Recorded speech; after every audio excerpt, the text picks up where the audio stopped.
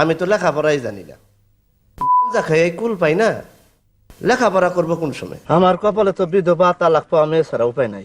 পর্দার আলো ছায়ায় নিজের স্বতন্ত্র জগৎ গড়ে তুলেছেন, যেন অভিনয়ের এক চিরসবুজ বৃক্ষ। কখনো হাসির ঝর্ণা, কখনো চরিত্রের গভীর স্রোত। তার ছায়ায় প্রজন্মের পর প্রজন্ম পেয়েছে বিনোদনের স্বস্তি। আজ তো তোমার বড়ই সৌন্দর্য লাগতেছে। এক কথা রোজ কম। সত্য কথা দিনের মধ্যে 14 বার বলা যায়। ক্যামেরার ঝলমলে আলো ছাড়াও ব্যক্তি ফারুক আহমেদ যেন এক নিভৃত প্রদীপ। অনেকের মতে তিনি নিরহংকার, সহজ আর মাটির গন্ধে ভরা এক মানুষ। মতি মিয়া বিচারের ধার ধারে না। মতি মিয়া কি জিনিস আজ সবাই বুঝবো। আজ একটা বিরাট ফাটাফাটি হইব। ভক্তদের সঙ্গে সরাসরি যোগাযোগের জন্য বর্তমানে ফেসবুক খুবই গুরুত্বপূর্ণ মাধ্যম। প্রযুক্তির সঙ্গে তাল মিলিয়ে তারকাদের অনেকেই এই মাধ্যমে বেশ সরব।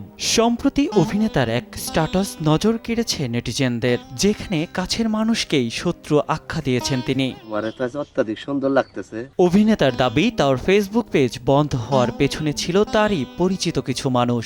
বছর দেড়েক আগে তারা মেটাতে অভিযোগ করে তার ফেসবুক প্রোফাইল ও পেজ বন্ধ করেছে। কি কারণে অভিযোগ করেছে সে বিষয়টিও জানেন অভিনেতা, তবে তাদের তিনি কিছু বলেননি, বিষয়টি বুঝতেও দেননি।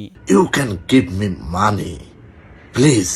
পরবর্তী সময়ে আবারও ফেসবুকে ফেরেন অভিনেতা। দেশের মানুষ তাকে ভালোবাসেন, সে বিশ্বাসেই নতুন যাত্রা শুরু করেছিলেন তিনি। তার সেই নতুন পথ চলায় অল্প সময়েই যুক্ত হয়েছে 2.5 লাখ অনুসারী।